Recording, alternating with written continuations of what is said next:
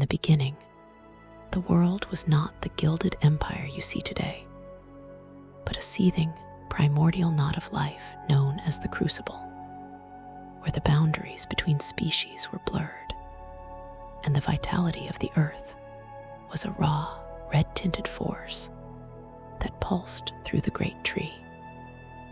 This was a time of chaotic evolution, where life was a tangle of horns, feathers, and scales, and the concept of a singular, perfect order was entirely alien to the land. But this age of untamed growth was destined to be eclipsed by a power from the stars, when the Greater will sent down a golden star bearing the Elden beast, which would become the physical manifestation of the Elden ring and the governing law of reality.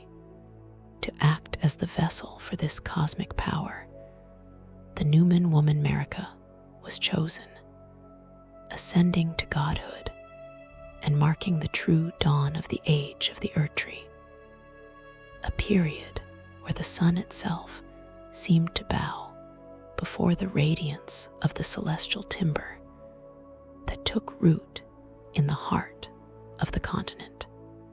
The early years of this epoch were defined by an almost terrifying abundance, an era known as the Age of Plenty, where the Erdtree was not merely a symbol of authority, but a literal fount of life-sustaining nectar that dripped from its golden leaves like liquid light, granting those who bathed in its shadow a vitality that defied the natural decay of the flesh. To solidify this new reality, Marika performed the most significant act of her reign by plucking the rune of death from the Elden ring and entrusting it to her shadow-bound beast, Malekith, thereby removing the inevitability of an ending from the world's equation and ensuring that her followers would return to the roots of the tree upon their physical expiration to be reborn in an eternal cycle of grace. This removal of destined death was the cornerstone of the Golden Order, a system designed to be immutable and everlasting. Yet, its establishment required the systematic subjugation of every force that dared to offer a different vision of the world. First came the war against the fire giants, whose fell god possessed the only flame capable of scorching the Erdtree's bark. Marika dispatched her first husband, the barbarian king Godfrey, to lead the golden host into the frozen north, where the snow turned to a crimson slush under the weight of the giant's slaughter, until only one remained as a lonely sentinel of a dead god's forge. With the giants broken, the Golden Order turned its eyes toward the ancient dragons, the former masters of the world, whose city of Farum Azula floated outside the reach of time. When the dragon Grandsax launched a direct assault on the capital of Leyndell, it triggered a conflict that would eventually end in an unexpected alliance, as Godwyn the Golden, the first of the demigods, defeated the dragon Fortisax and formed a bond of friendship that saw dragon worship integrated into the capital's very architecture. While the north and the center of the world were secured through blood and gold, the west presented a different challenge in the form of the Carian royalty and the Academy of Rhea Lucaria, who drew their strength from the cold brilliance of the stars and the moon rather than the golden warmth of the Erdtree. Two great wars were fought on the plains of Liurnia, led by the red-haired champion Raedegan.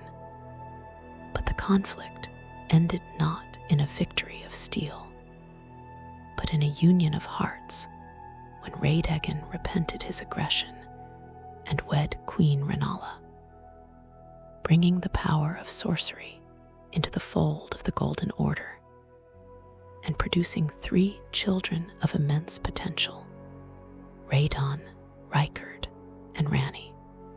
This was the zenith of the age, a time when Leyndell was the jewel of the universe, its streets paved with gold, and its citizens living in a state of religious rapture, shielded from the harsh realities of the outside world by the massive, glowing boughs of their protector tree. The demigods, the children of Marika, walked the earth like living idols, each carving out their own domains and contributing to the glory of their mother's empire. Yet this perfection was a fragile mask for the systemic exclusions and hidden horrors that the order required to function. Below the gleaming white stone of the capital, the omen children, those born with the horns of the primordial crucible, were discarded into the lightless depths of the sewers. Their existence, a secret shame that the Golden Order could not reconcile with its narrative of purity. Even as the Erdtree began to change, its sap slowing to a trickle, and its leaves losing their physical luminescence to become a spectral glow of faith, the rigidity of the law grew ever more absolute. This period saw the departure of Godfrey, the first Elden Lord, whose grace faded once his last worthy foe was slain, leading to his exile and the birth of the Tarnished, a move that allowed Raedegan to leave Rennala and return to Leyndell to become Marika's consort and the second Elden Lord. Raedegan's era was one of fundamentalism, a cold and intellectual pursuit of the Golden Order's laws that sought to explain away every mystery through the principles of regression and causality, further distancing the gods from the people they ruled. The twins Miquella and Melania were born of this union, cursed from their inception by the very nature of their divine parents, representing the final, desperate attempt of the Order to innovate before its inevitable stagnation. The beauty of this long afternoon of the world was finally shattered on the night of the Black Knives, an act of cosmic sabotage that saw the death of Godwyn, the Golden Soul, and the first true crack in the foundation of Marika's heart. When Godwyn's soulless body was interred at the roots of the Erdtree, it did not find peace, but instead became a source of corruption that bled through the world like ink in water, giving rise to those who live in death, and proving that the removal of the rune of death was a gamble that the world had finally lost. Queen Marika, driven to a point of no return by the loss of her favorite son and the mounting weight of the greater will silence, eventually took her hammer to the Elden Ring itself, shattering the very fabric of reality and plunging the lands between into the chaotic, bloody stalemate of the Shattering, an era of darkness that would persist for centuries, until the first of the Tarnished finally felt the tug of grace and began their long, arduous trek back home to a world that had forgotten the meaning of peace. As the golden fragments of the ring scattered, the demigods claimed their shards and fell into a madness of ambition. But before that darkness, the age was one of absolute, terrifying light. The golden lineage was the pride of the Erdtree, and Godwyn the Golden was its greatest champion, a man whose presence could calm the storms of the ancient dragons, and whose laughter was said to be the music of the capital itself. But even in his glory, the roots were beginning to rot, and the influence of the outer gods, the formless mother, the god of rot, and the frenzied flame, began to seep through the cracks of the greater will's perfect facade.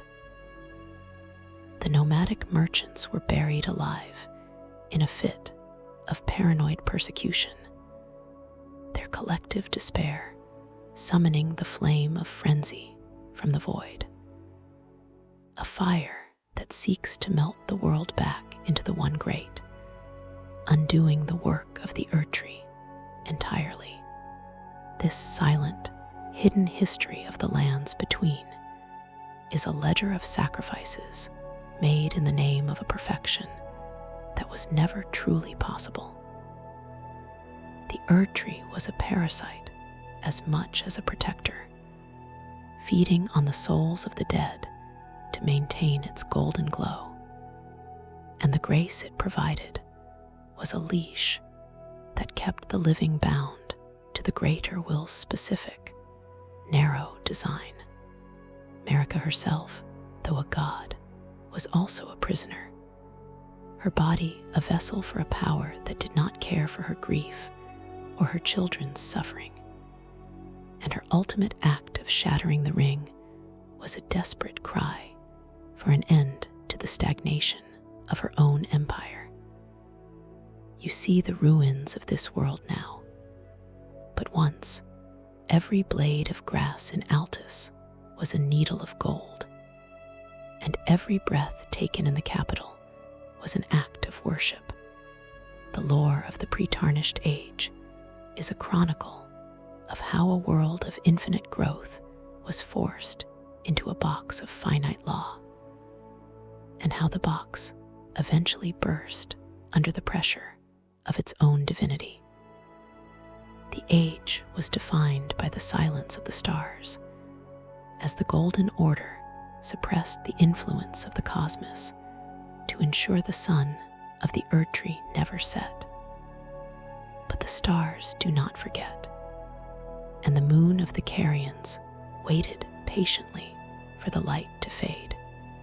The demigods were not just warriors, they were philosophers and architects who built wonders like the Erdtree, a failed attempt to create a sanctuary away from the greater will's reach.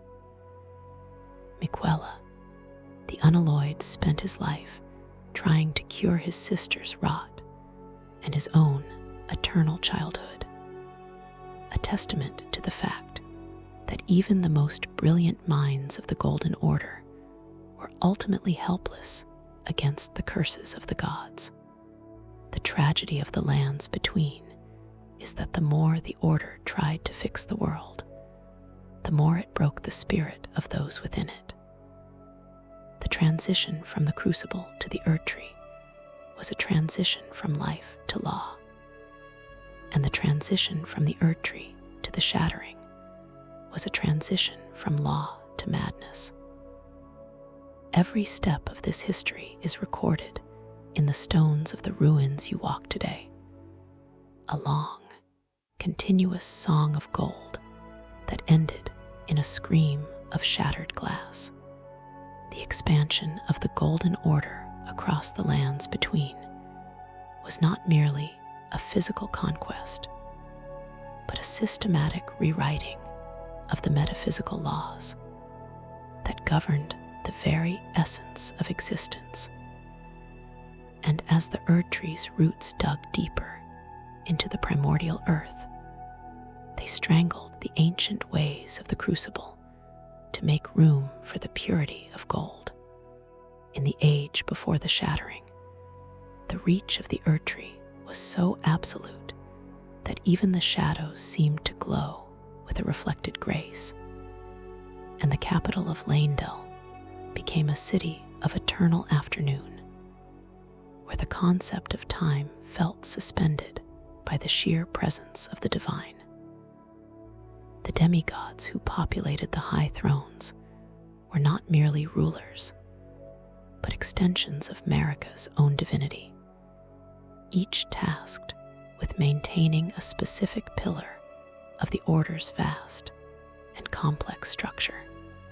Godwyn the Golden, as the firstborn of the Golden lineage, represented the diplomatic heart of the Empire, and it was through his efforts that the ancient dragon cult was integrated into the city's worship, creating a unique synthesis where the jagged red lightning of the dragons was tempered by the golden incantations of the Erdtree. This was the era of the Great Peace, a time when the roads of the lands between were safe for pilgrims, and the commerce of faith flourished under the watchful eyes of the tree sentinels. But this stability was bought with the silence of the oppressed, and the nomadic merchants, accused of heretical beliefs, were rounded up and interred in the great caravan beneath the city, a mass burial that created a well of despair so deep it eventually punctured the veil between the world and the outer gods. As the merchants sang their song of madness in the dark, the flame of frenzy was ignited, a chaotic counterpoint to the rigid order of the surface world. Meanwhile, in the frozen north, the fire giant's lonely vigil continued, a silent witness to the destruction of his race, and a constant reminder that the Erdtree's light was built upon the ashes of those who stood in its way. The influence of the outer gods was a constant, creeping threat that the Golden Order sought to excise through the development of fundamentalism, a discipline championed by Raedegan that treated the Elden Ring as a mathematical formula to be solved. Raedegan's obsession with the purity of the Order led to the creation of the law of regression and the law of causality, principles designed to ensure that all things eventually returned to the singular truth of the Erdtree. Yet, even as Raedegan attempted to mend the flaws of the world, his own children were born with curses that mocked his pursuit of perfection. Miquella and Melania, born of a single god, were the most beautiful and tragic figures of this late age. Miquella, cursed with eternal youth, used his immense intellect to develop unalloyed gold, a substance capable of warding off the meddling of outer gods like the scarlet rot that consumed his sister from within. The Haligtree was his grand project, an attempt to grow a new tree outside the reach of the greater will, a sanctuary for the misbegotten, the Albinaurics, and all those discarded by the Golden Order. This was a moment of potential revolution, a chance for the lands between to move beyond the stagnation of Marika's reign. But the Night of the Black Knives effectively paralyzed the world's progression. When Ranni the Witch orchestrated the theft of the Rune of Death, she did not just kill a demigod, she killed the hope of the Golden Order. Godwyn's death was a metaphysical paradox, a soul extinguished while the body continued to grow, a festering mass of soulless flesh that spread deathroot through the subterranean water systems. This corruption was the first sign that the Erdtree was no longer a symbol of life, but a decaying monument.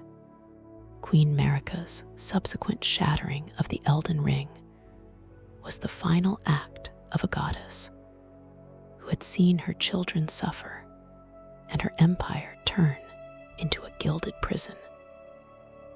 The shards of the ring, the great runes, were claimed by the demigods in a frenzy of greed and desperation, sparking the war of the shattering that would grind the world into a stalemate for centuries. Radon, the mightiest of the demigods, held back the stars themselves to protect the order, while Rykard turned to blasphemy, allowing himself to be consumed by the great serpent to hunt the very gods he once served. The landscape you walk today is the result of this long, slow decay, a world where the gold has faded, the water is stagnant, and the people are hollow shells waiting for an end that Marika took away from them. The history of the lands between is a cycle of light and dark, where the light was too bright to be endured, and the dark was too deep to be escaped. Every ruins, from the sunken city of Liurnia to the scorched plains of Caelid, tells the story of an age that tried to reach for the heavens and ended up digging its own grave. The Erdtree remains, a spectral ghost of its former glory, a reminder that even the greatest empires are eventually consumed by the passage of time and the weight of their own sins. You are the final variable in this equation, the one who carries the grace that was once the birthright of every living thing in this land.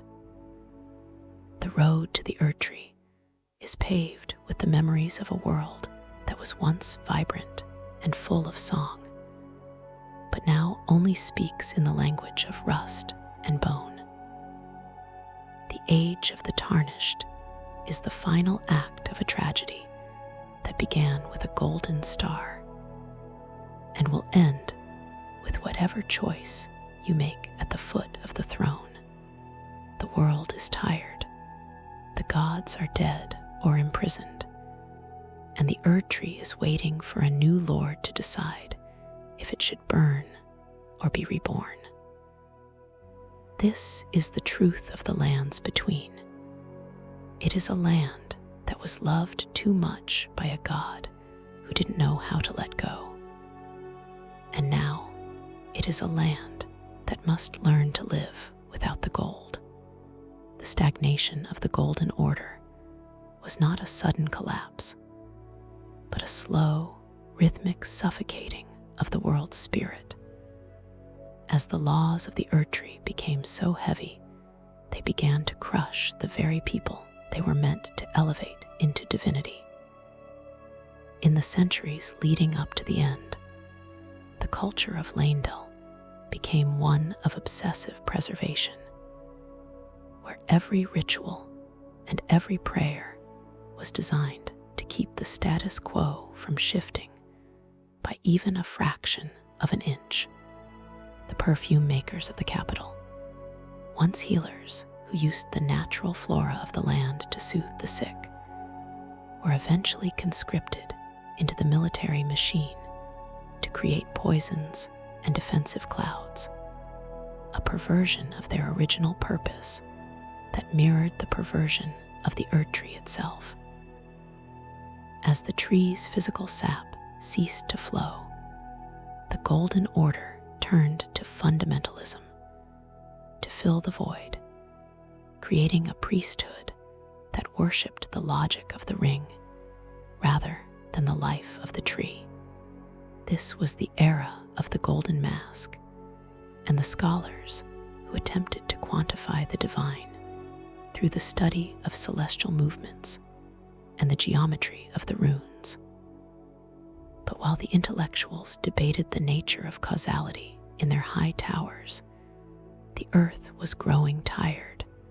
The fields of the Altus Plateau, once the most fertile in the world, began to yield less, and each harvest was a struggle against a land that was being drained of its primordial vitality. The great tree's roots, which had once lived in a symbiotic relationship with the earth, were now acting as a siphon, pulling every last drop of essence toward the capital to maintain the illusion of a golden eternity. This environmental exhaustion was mirrored in the social fabric of the lands between, where the distinction between those with grace and the graceless became an insurmountable chasm. The Albinorics, man-made beings created through a forbidden synthesis of silver and soul, were hunted and discarded as accidents of nature, forced to flee to the frozen north or the dark corners of the Liurnian swamps.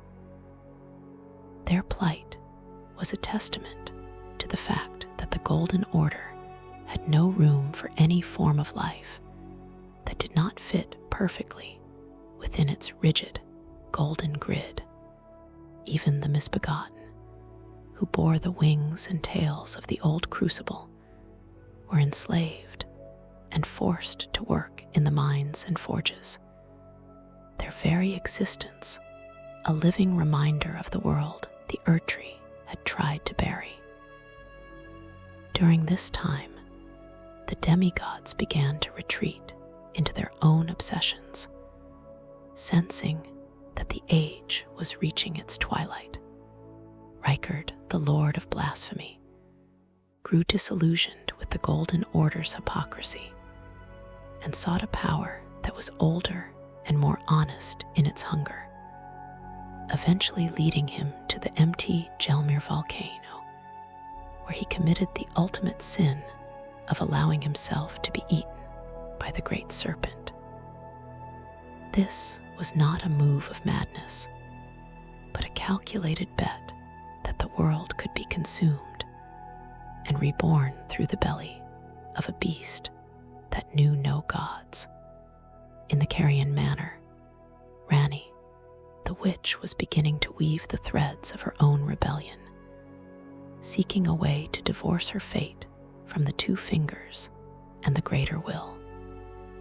She understood that as long as the Elden Ring existed in its current form, true freedom was an impossibility. Her secret meetings with the Black Knife assassins were the quiet prologue to the scream that would eventually shatter the world. The Night of the Black Knives was a surgical strike against the Order's confidence, a demonstration that even the eternal could be touched by the cold hand of death. When Godwyn fell, the shockwaves were felt in every corner of the continent. The sun didn't set, but it felt as though the light had gone cold.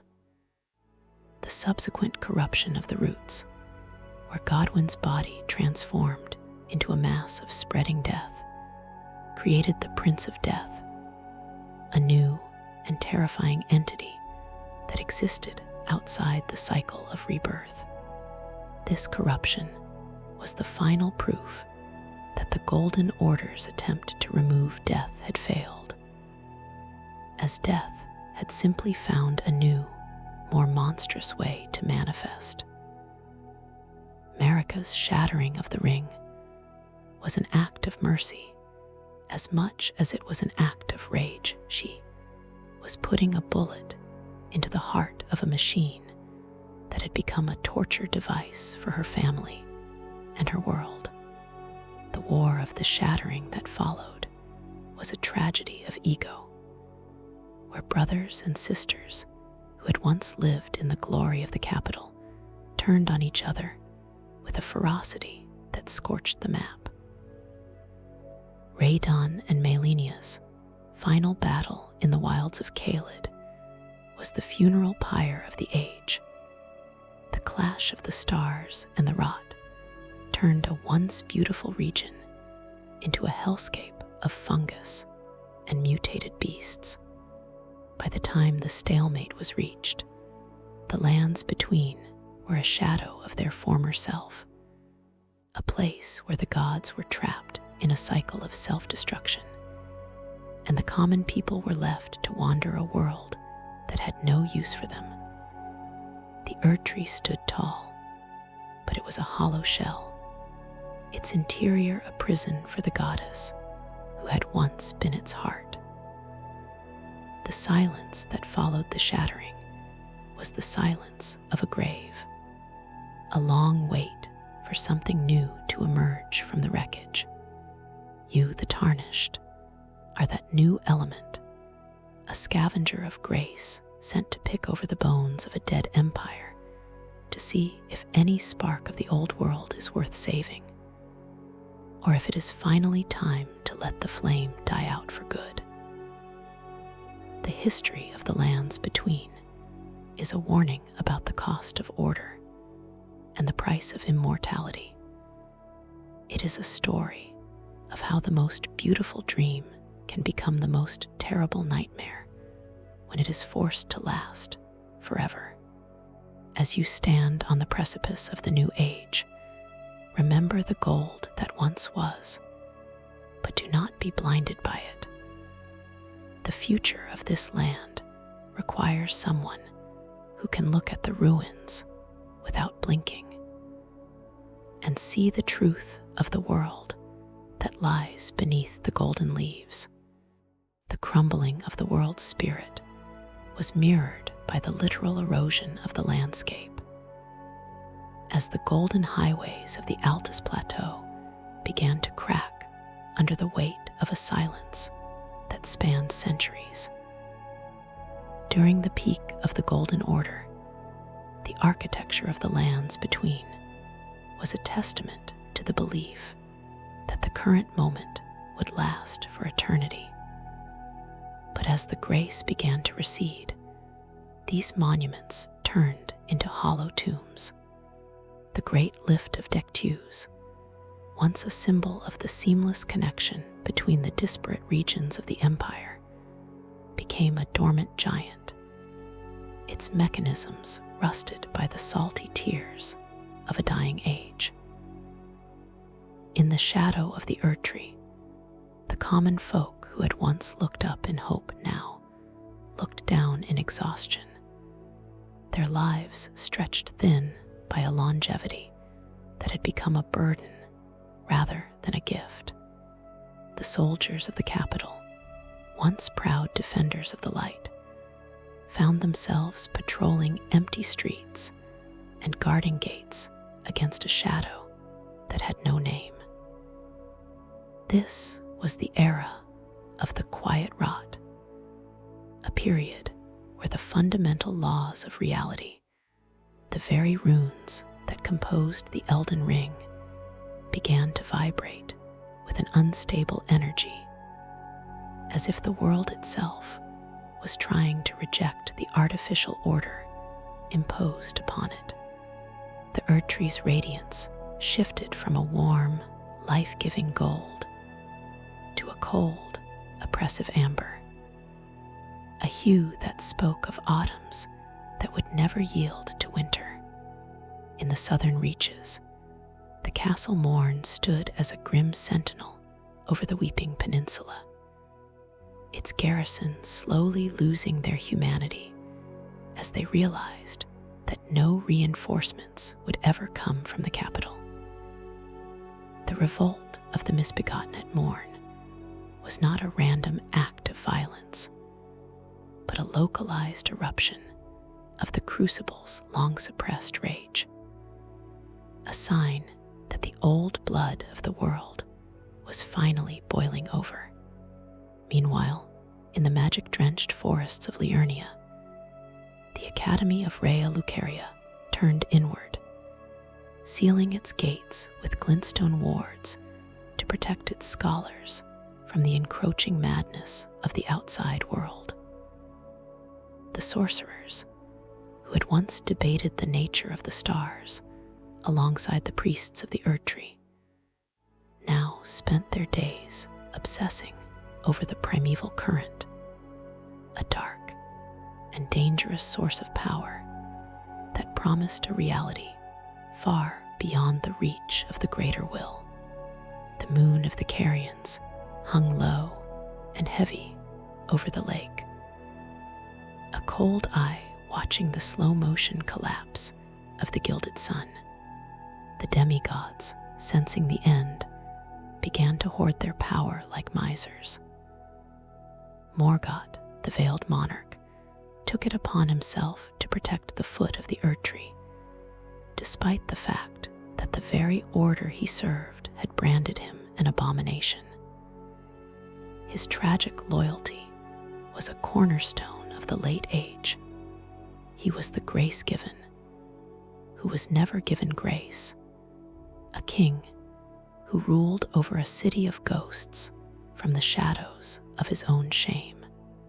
His brother Moog, however, embraced the darkness, fleeing to the blood-soaked depths of the earth to serve the formless mother and build a dynasty of gore. This split between the twins represented the ultimate fracture of the Golden Order, one half trying to preserve a corpse, the other trying to birth a monster. In the eastern wilds of Caelid, the rot began its slow, inevitable crawl, fueled by the fallout of the battle between Melania and Radon. The Ionia bloom was the funeral flower of the age, a beautiful, terrifying explosion of life that was actually a harbinger of total extinction. The atmosphere of the world became one of longing, a collective yearning for a death that Marika had hidden away. The spirit tuners and finger readers of the era began to hear the whispers of the outer gods more clearly, as the static of the Golden Order's control grew weaker. Every graveyard in the lands between became a place of unrest, where the dead could not find peace and the living could not find meaning. The Tarnished were a memory that had turned into a myth, a story told to children about a group of warriors who had been cast out for losing their way, but who would one day return to claim what was left. This prophecy was the only thing that kept the flame of hope flickering in the dark, even if that hope was as sharp and dangerous as a broken blade. The history you are stepping into is a graveyard of intentions, where every hero was a villain to someone else, and every god was a prisoner of their own design. The Erdtree is not just a tree. It is a ledger of every soul that ever lived and every dream that ever died under its boughs. As the stalemate of the shattering deepened, the very concept of the lands between became a misnomer. It was no longer a place between life and death, but a place trapped in a permanent in-between, a purgatory of gold and gray. The dragons in their crumbling city, the giants in their frozen waste, and the humans in their decaying cities were all united by a singular, crushing realization. The order was broken, and it was never coming back. The Golden Order was a masterpiece of control that forgot that life, by its very nature, is uncontrollable. It was a symphony that refused to end, and in its refusal, it became a cacophony. You are the silence that follows that noise. You are the one who has come to close the book on the age of the Erdtree and decide what, if anything, deserves to be written on the next page. The road ahead is long, and the shadows are deep, but the truth of the world is finally yours to see. The final descent into the total stagnation of the lands between was marked by a chilling silence that began at the very roots of the world and worked its way up through the gilded veins of the Erdtree, as the planet itself seemed to hold its breath in anticipation of a collapse that had been centuries in the making. By the time the call of grace reached the first of the Tarnished across the fog, the age of the Erdtree had become a hollow theater of memory where the actors had forgotten their lines, but continued to perform the same hollow rituals out of a terrifying, ingrained habit. The great runes, once symbols of a perfect, divine architecture, were now jagged shards of a broken mirror, reflecting the distorted faces of demigods who had become caricatures of their former virtues. Radon, the once noble general who had mastered the gravity of the cosmos to protect his people, had become a mindless, star-scourged beast roaming the dunes of Caelid, feasting on the corpses of friend and foe alike, while the scarlet rot liquefied his mind. Melania, the blade of Miquella, lay in a coma within the heart of a dying Haligtree, her body a vessel for a goddess of rot that she had spent her entire life trying to suppress. This was the ultimate irony of the Golden Order. The more it sought to preserve life, the more it fostered the most horrific forms of decay, proving that without the natural passage of death, life becomes a cancer that consumes itself. In the sunken ruins of Liurnia, the water grew stagnant and black, reflecting a sky that no longer belonged to the Erdtree, but to the cold, distant influence of the dark moon. The scholars of Rhea Lucaria, trapped within their magical seal, began to turn into sages of the current, their bodies calcifying into stone as they tried to merge their consciousness with the primordial glintstone that lay at the heart of the stars. The Carian nobility, once the proud rivals of the Golden Order, were reduced to ghosts haunting the hallways of a manor that smelled of damp earth and forgotten sorceries. Every step the courier of fate, the Tarnished, would eventually take was preceded by this long era of the Great Wait, where the world was too broken to function, but too eternal to die.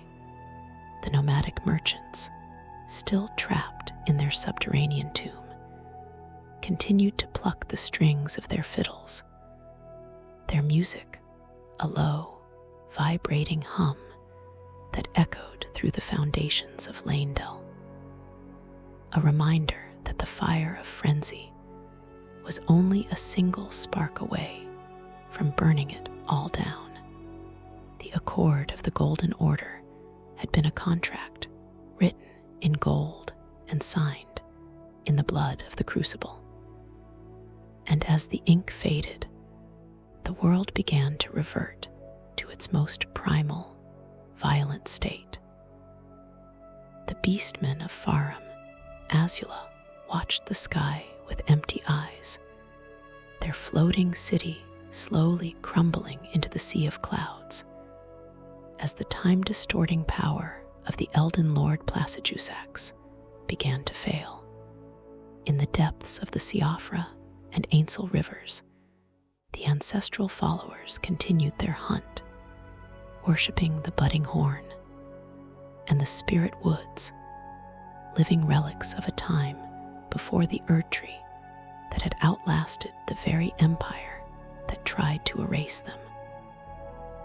This was the world as it stood just before your arrival, a masterpiece of divine architecture that had been vandalized by the very gods who built it. The Erdtree, once a fountain of liquid grace, was now a jagged, wooden cage, its bark scarred by the flames of rebellion, and its interior a lightless void where the god Marika and the king Radegan were locked in an eternal, agonizing struggle for the soul of the ring. History of the lands between is not a line, but a circle that had been forced into a straight path by the greater will. And as the strength of that will faltered, the circle began to snap back into place with a violence that shook the stars. You are the byproduct of this snap, a piece of the old world sent back to see if the new world can ever truly begin. The 90,000 characters of this history are written in the dust of the roads you travel, and the rust on the shields of the fallen soldiers you loot. The age of the Erdtree was a golden dream that became a nightmare of immortality, and your journey is the wake-up call that the world has been screaming for since the first rune was shattered. As the fog lifts and the first sight of grace flickers to life before you, remember that you are walking through the debris of a god's ambition. The gold is gone, the law is broken, and the tree is waiting to see if you will be its savior or its final executioner. This is the end of the long afternoon. The night is here, and only the Tarnished can decide if the sun will ever rise again.